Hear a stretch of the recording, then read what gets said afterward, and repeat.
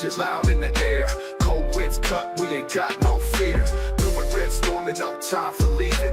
Buffalo stand tall, no time for grieving. Stepped on the field, the ground was shaking. Josh with the rocket, defense breaking. Allen dropping dimes, that's art in motion. Waves in the crowd, a human ocean. Teams thinking they have a chance, bitch please. Pressure in the pocket, they drop to their knees. Fourth quarter grit, we want that ball. Clock hits 0, the 7-1-6 standing tall.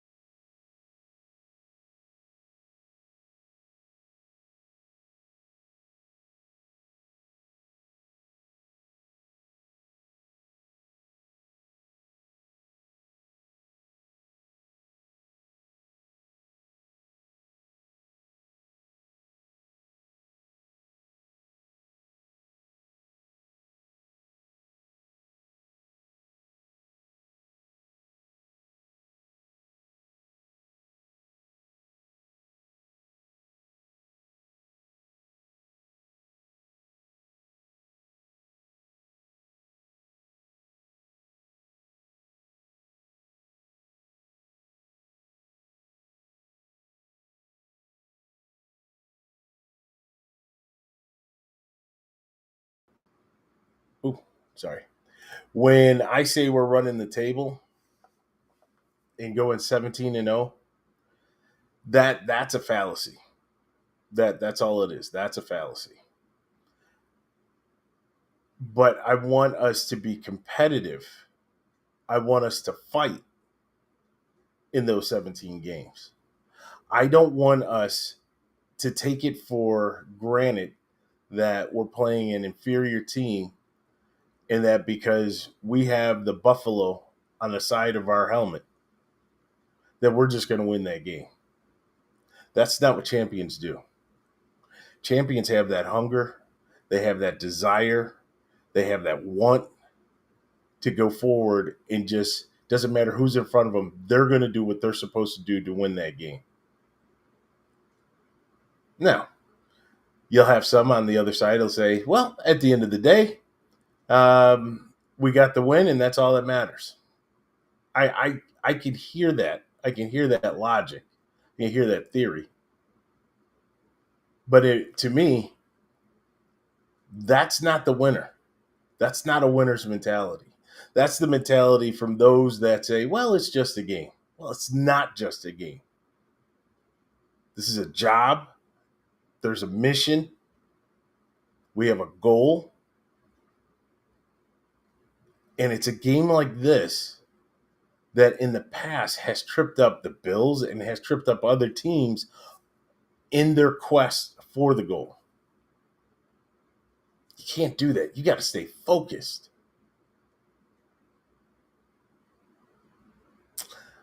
Never thought that the loss of Spencer Brown would have such an impact. Spencer, sending you all the healing vibes so that you can be back. Sending Ed Oliver all the healing vibes so you can be back. Matt Milano, all the healing vibes. We can go down the list. Max Harrison, all the healing vibes. We need you guys back. We need you guys back in that lineup so we can go. Notice I didn't say anything about Bass, even though he's just about ready to go. So, okay. Again, we escape. I'm happy. 4-0. It's a great start, right? Quarter of the season's down, unblemished, mission accomplished. Now we start getting into more of we have the Patriots, we have the Falcons, and then we get the bye week. And then when we get out of the bye week, we have the Panthers, but then we got Chiefs, Dolphins, Bucks. That's a not murderer's row, but that's a tough stretch. It's a tough stretch. Matter of fact, the Buccaneers lost today to the Eagles. But it's part of what we have to do. We have got to keep checking these boxes. And so we've checked the first quarter of the season. We've checked that box. It's a good check. Good check. If you think about it, and if we look at it, you had the Ravens game, which, what do they say? We pulled victory from the jaws of defeat.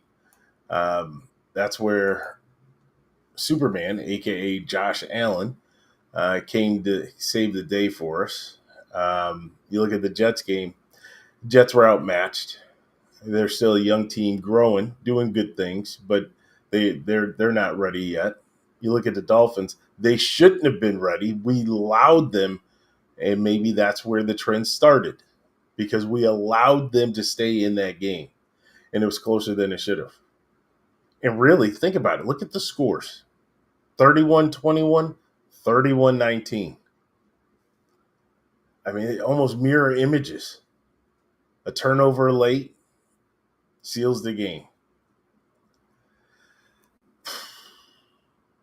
I don't want to be Debbie Downer. I don't want to do that. I just want us to be realistic, and I want us to fight. You hear me on the podcast week in and week out. Play 60. That's all I ask for. Just play 60. You play 60 minutes, you have a team, regardless if people are hurt or injured or on the injured reserve. You have a team, a roster that is compiled of athletes, of football players that can get the job done. Except for 57, who somehow found his way in the stat book today. But you have those players on this team. We got rookies. We got second-year players on that defensive line that are wreaking havoc. It's a good thing that they're getting this amount of playing time so that when Oliver does come back, when Okojobi comes back, think of that rotation. That's gonna be very nice. We're getting good play from Joey Bosa. Greg Rousseau, he's solid. Again, I mentioned this a couple weeks ago. Rousseau is never going to be Bruce Smith, but maybe he's in the line of like a Phil Hansen and Aaron Schobel. Just lunch pail guys that come in and do their job. And that's all we ask for. Do your job. They're never going to fill up the stat columns, and that's okay, because they have a role, a defined role in that defense. And as long as they do what they're supposed to do in that defense, then we'll have success. So then when Hoyt comes in, you have a nice rotation there. Milano, we need you back, buddy. We need you back. And when Bernard went out, oh, thank goodness, it was just tying a shoe. When Bernard went out, I was a little worried. I was absolutely a little worried. And then you look at the secondary. Trey's playing okay. Trey's a Buffalo Bill. Will always be a Buffalo Bill. So you'll never hear a bad thing said about him. Maybe an honest thing said, but nothing bad, nothing negative. We won't go by just the numerical cadence for Trey. He'll never just be 27. But we need help. Whether it be father time catching up to him, whether it be just the compounding of injury after injury after injury. And he's a gamer. He's a gamer. We saw it on Hard Knocks. He is working. If anything, he is setting an example for the young guys on the team of what it takes. So from that perspective, Trey's doing good work. I think some of the younger receivers out there, they got to Trey a little bit, and we've seen that. But for the most part, he holds his own. No issue there.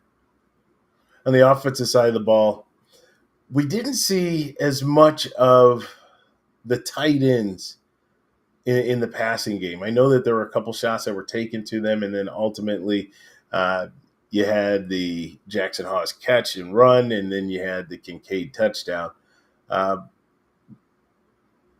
there's only one football. This is what I try to explain to everybody. There's only one football. Only so many people can get the football. And when James Cook is doing James Cook things, that's absolutely when somebody else is going to be on the wrong end of it. So, offensively, Shakir, good. Coleman, good. Shavers was quiet. Nothing to Shavers today. Curtis Samuel.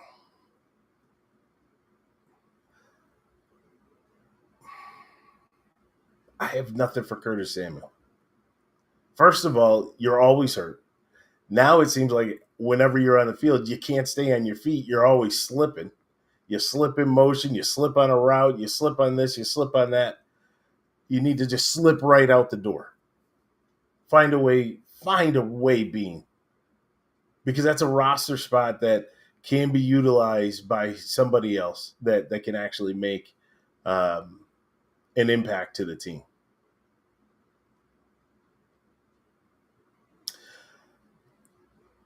The offensive line, let's talk about that for a minute. The offensive line, this is a group, if you think about for the last 2+ years, has stayed together. So, I mean, that in itself, as hard as it is to play offensive line, the amount of pounding and contact, close contact. I mean, you run the risk of somebody rolling up on an ankle or on a leg or whatever. And for this group to have been together without missing a start for so long, it was some may call it lucky, but it was a great thing for us. Spencer Brown going out and not playing today, looking at the outcome, red flags. Ryan Vandermark, there is a big drop-off. Play to play, if a guy comes in, either because somebody's getting retaped or checking out something, so he's only in there for a couple plays, you may not notice it. But when you're in there for 65, 70 plays, you definitely could see where there is a direct impact as to the lack of ability that this guy has. And that hurts. That absolutely hurts. All right. I guess let's address the 800-pound gorilla. I still will not call him by name. 57. I'll acknowledge that 57 had made some plays. I'm not going to say he had a great game. He was in on a couple plays. The first sack that he had, Spencer Rattler just rolled out, and once again, if you're being pushed out, then the guy rolls out, then you get lucky. I don't want to say he got lucky, but he was there to make the play. Then we had the last play of the game, or really the last play before the kneel downs, where the interior defensive line pushed the pocket coming around from the side. It was Bosa who stripped Rattler. And then 57 came in and kind of finished him off and brought him to the ground. I have a problem there. I have a problem with that, and I have a problem with Elijah Moore. And this is coaching. So, Joe Brady, pay attention. Bobby Babbage, pay attention. The play is not over until you hear the whistle. And these guys, 57 on defense, Elijah Moore on offense, thought that they had seen the future. 57 thought the play was over. He's standing up there with his hand in the air, walking away, while the ball is loose on the ground. If he had his head truly in the game, he would have been fighting for that ball to make sure we had the recovery. What if type scenario? What if? You would have been the butt of all kinds of jokes because something negative would have happened just because you weren't paying attention, because you didn't play until the whistle, because you wanted people to see that you had done something. You're so worried about people seeing that you had done something than about actually really finishing out the play. Typical mindset from those that don't do anything. Let me flip to the offensive side of the ball. Elijah Moore. Same scenario. I think it was Shakir that was fighting going towards the end zone. Or maybe it was Cook. One or the other. You're down there blocking. All you have to do is get in somebody's way.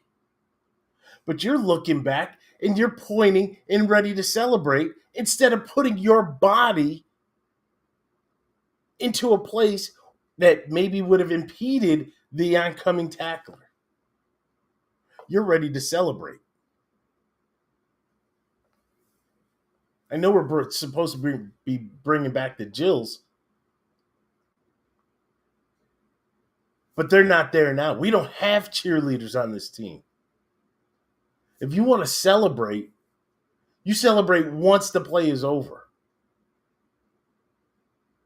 That's a mindset thing.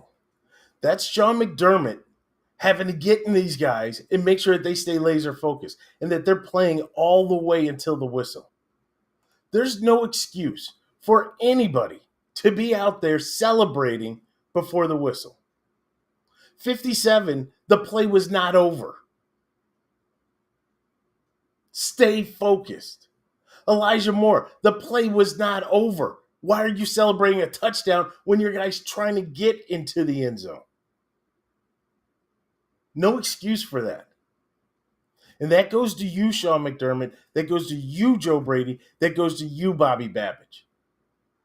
You make sure that these guys are doing what they're supposed to do. And again, look at who we played. We played an inferior team. We should have won. There should have been no doubt. And that's where you use this game to really hone in to make sure that these guys are fully prepared and ready to go. All right. Let's take a look at some of the stats that we had today. Josh, yards-wise, is not putting up the numbers.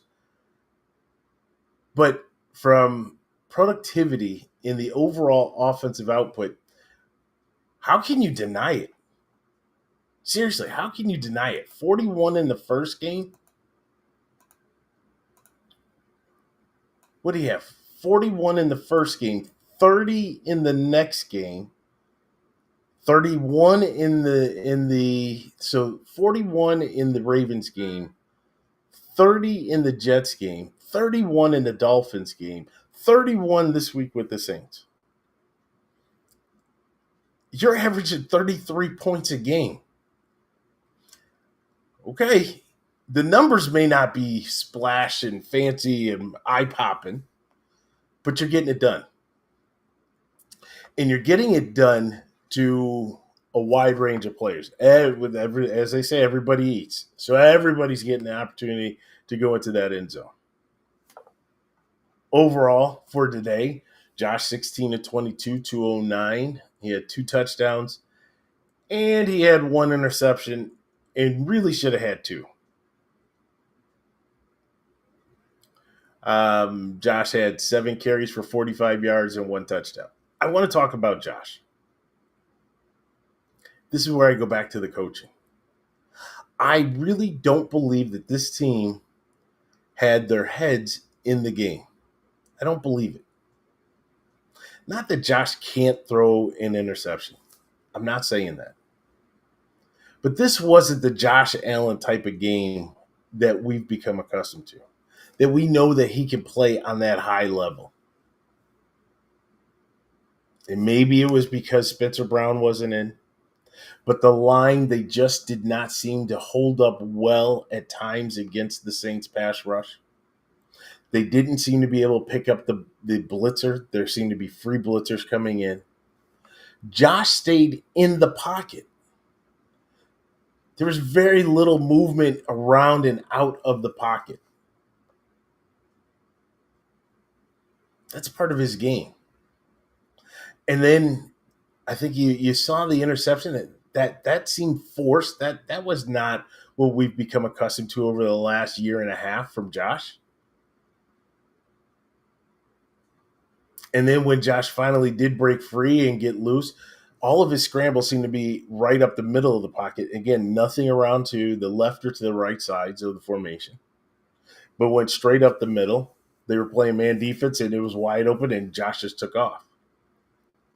But it also seemed a little bit to their game plan that maybe that's what they were trying to do. Maybe they stole a page from the Bills playbook against how we defend or are supposed to defend Lamar Jackson, where you hold contain on the outside and you push the pocket. They didn't really push the pocket as much, but it seemed like their defensive tackles were kind of staying home at the line of scrimmage. Because then when Josh did try to escape, then somebody was right there. Do I put that on Josh? Well, once you're on the field, I have to put it on you. I think that more goes to Joe Brady. I think it goes to scheming for a team that you felt as though you're a 15 or 16-point favorite, and they just got blasted by 30-plus points the week before, and they're 0-3, and you're 3-0. And so you just decide, we're going to play base. James Cook, he just does what he does. And for all those people that were complaining during the hold-in, all those people that said he doesn't deserve the money. 22 carries, 117 yards, had another touchdown, had 3 catches for 18 yards. Solid day. Solid day. What do we call that? From everybody, that's the lunch pail type of effort. Guy went to work, did his job. Khalil Shakir starting to break out, and I'm liking what I'm starting to see. This is the old Khalil Shakir, just so slippery. They were talking about balance. I heard somebody else mention balance. Just this guy, he's just so tough to bring down. And when you think he's down, he's able to regain that balance and be able to tiptoe on the sidelines and be able to shake guys. And next thing you know, he's added on another 10, 15 yards to the yak. Matt Prater, did what he was supposed to do. Solid in the field goal, solid in the extra points. The defense, excuse me, we talked about 57. Cole Bishop had a nice play on the interception. That was really good. So no issues there from that standpoint. Looking at some of the other players and what they had done, I started looking at what is Ray Davis doing on this team? Can somebody tell me that? 1 carry, 3 yards. Now, I'm not saying that I want to take the ball out of James Cook's hands. Not saying that at all. Ty Johnson had 1 carry. That didn't amount to much. But I am concerned that if, and please, I'm not asking this for to happen, but if Cook needed to come out the game, I don't have confidence that we have anybody back there that can really. I'm not saying they're going to be another James Cook, but that they're going to provide any level of production. I have no sense that that would happen. Unlike our receiving core, where you have different guys that are stepping up. Keon had 3 catches for 45, good solid catches. People talk about his route running. He just seems to find open areas. He's able to make those catches. Haven't seen the back shoulder catch where Josh is just thrown to a spot and he turns around, the ball's there. Haven't seen that. Jordan Palmer had a couple catches. I get worried about Jordan Palmer. Here's a guy, two catches, 25 yards. Not seeing the ball probably as much as he thought he was going to see or what he saw when he was with the Chargers. But again, a win is a win. We talked about Hawes and we talked about Kincaid. Each only 1 catch, 1 for 28 yards, 1 for 15. Dawson Knox had a target but didn't come down with it. And then Curtis Samuel, 1 catch for 9 yards. Just big-time distribution of the ball. And when you have that, that's good. That keeps everybody in the game.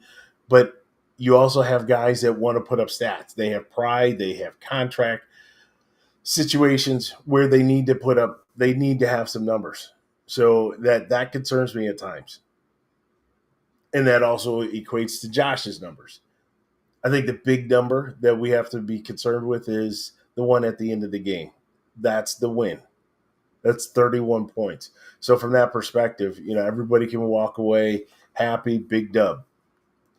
Looking at on the defense, Terrell Bernard, Dorian Williams, each with 6 tackles. Cole Bishop had 5. Tre'Davious had 7 tackles. Listen to what I just said. Tre'Davious had 7 tackles.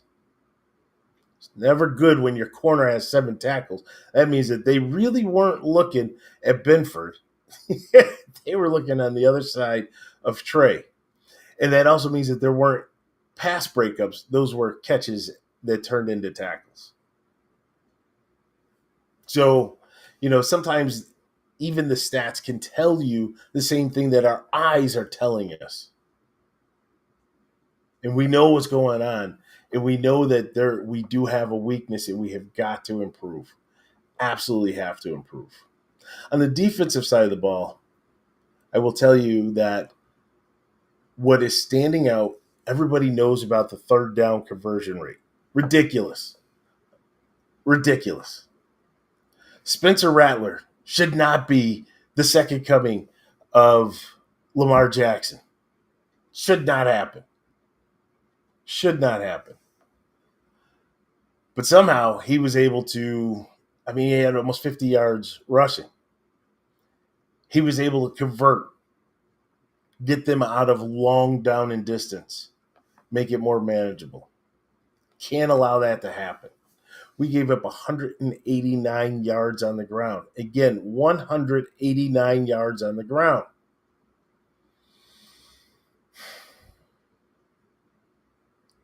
I think we're just waiting for everybody to get back to say, it's fixed.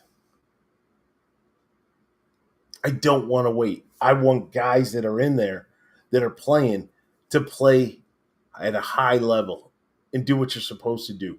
Don't allow a Keandre Miller to average 6 yards a carry. Do not allow that.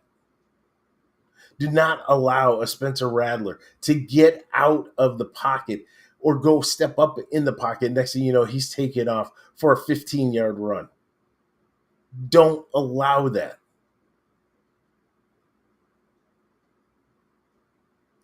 And tackling, guys. Tackling. Cam Lewis, your jock is still falling from the sky. Spencer Rattler just shook you and made you look silly. Dorian Williams, you're grasping, you're tackling air. What are we doing? What's the concept? Do we need to go back to the basics? Do we need to go get the tackling dummies and line them up and show you how to form tackle? Keep your head up so you're seeing the guy that's coming at you. Is that what we need to do? You may look at this and say, man, the Bills must have gotten blown out. No, they didn't get blown out. They actually won by double digits. But I expect more. You should be expecting more. That team should be expecting more. And if we allow this to continue, if we allow this to fester, when it comes time for money time, we're not going to be prepared. That's what's concerning. Yes, high five. Yes, go celebrate that we got another W. But we need to get to work and get to work fast to make sure that our fundamentals are sound, to make sure that our mind is right, to make sure that we stay focused on the primary goal. Those are the things that we need to do. We do that, then we're all popping bottles. We're all having a good time. And that's what we want. We want to have that parade at the end of the year. It may be cold, but we won't be feeling it. That's the right parade. That's the mentality. But it starts with these games. In essence, this is our 17-game preseason. And we have to do things right. And we have to identify areas like celebrating when the play's not finished. When looking and pointing to the end zone instead of stepping in and trying to create an opportunity. Those are the things we have to fix. We fix that, oh, life's going to be so good. Okay. All right. Again, I'm happy. I'm happy we won. Thank goodness we won. Now comes down to the Patriots, who I don't like the Patriots. Hey, somebody asked me, who do you like? Who don't you like? What are the teams you don't like? For the longest time, the Patriots, they were inconsequential. Grogan, you just made fun of Grogan because he had the neck brace on. You guys remember Grogan wearing the linebacker neck brace? They just didn't have anything. And then all of a sudden, Bledsoe comes in. And you said, okay, it'd be a little bit of a challenge. That's right when we were kind of in our transition. And then even with Brady coming in, Brady didn't really faze me as much. You had the whole tuck rule, which still to this day. But then it was the cockiness, and then came Spygate. And it's not that you hate a winner. I actually like people and like teams and respect the team that wins and does it the right way. But when you cheat and then you want to claim ignorance to the fact that you cheated and you think that we don't realize that you cheated, to me, that makes you the lowest of the low. No respect. Don't like you. So for a team that really, first of all, I don't like anything Boston, but for a team like that really did, I could care less. They weren't really moving the needle. It was always, I hate the Dolphins. Now I really don't. I despise the Patriots. And at every moment that we can, we need to put a beat down on the Patriots. And keep in mind that they would do the same thing to us. And that they did do the same thing to us. Running up the scores, laughing and joking on the sidelines, mocking us on the field, mocking us in the media. Okay. Well, sometimes it's going to come back around. This needs to be the time. And no, McDermott, you weren't here. Brady, you weren't here. Babbage, you weren't here. I understand that. That's okay. You should know your history. Know your history of what happened over that course of time. You should be playing and replaying the hit on Brady by Nate Clements. You should be replaying the 31-0 victory. And then you should start replaying when Moss just made us look absolutely ridiculous and how the game was still over and they're still running up the score in the fourth quarter. You should be replaying that so that those 53 guys know what's going to take place this Sunday at home. No mercy. What did Crest say in Karate Kid? No mercy. Sweep the leg. Well, sweep the leg if you have to. No mercy.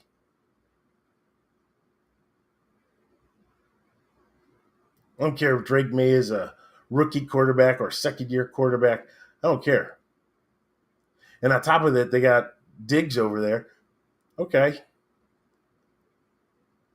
There should be no mercy. You should go out there and you should beat them like they stole your cookie. That's what you should do. So we have that coming up. And then after that, it'll be the Falcons, and then it's time for the bye week. So let's send out those healing vibes to all the guys that we have, including the punter, which we'll probably be looking for another punter now. I know he had the brace on, but that'll be interesting to see what happens this week. But send the healing vibes. Everybody just kind of focus in and make sure that those guys can get back on the field and kind of give us the boost that we need. Definitely need that. All right, that's going to wrap it up for our rapid reaction. Tune in every Wednesday at 8 p.m. Stevie D and myself for our normal OW Sports podcast, where we break down what's happening throughout the week in the NFL. Take a look ahead into the Bills and the Jets. You can also go to our groups. You have Jets Hanger for Stevie D's group there, and you have Mafia Den for mine with the Bills. Check them out. They're growing. They're actually Stevie D's is growing more than the Bills. So I challenge you, everybody that's watching this rapid reaction, that's a Bills fan. Make sure you join Mafia Den there on Facebook. Also, leave some comments here on YouTube. Give us a like. Give us a subscribe. We appreciate it, and we appreciate all those who are working behind the scenes that are doing hard work. We have what we call the intern, but a young Decola who is doing some good work. He's trying to put some things together for us, so we appreciate that as well. Matter of fact, he pitched today. Had a strikeout, and it wasn't a clean inning, but he got out with no run. So way to go, Rich. All right. Again, that's going to wrap this one up. Check us out on Wednesdays at 8 p.m. And I would normally say for Stevie D, I'm Vince. We'll talk to you soon. But in this case, I'm Vince, and we'll talk to you soon.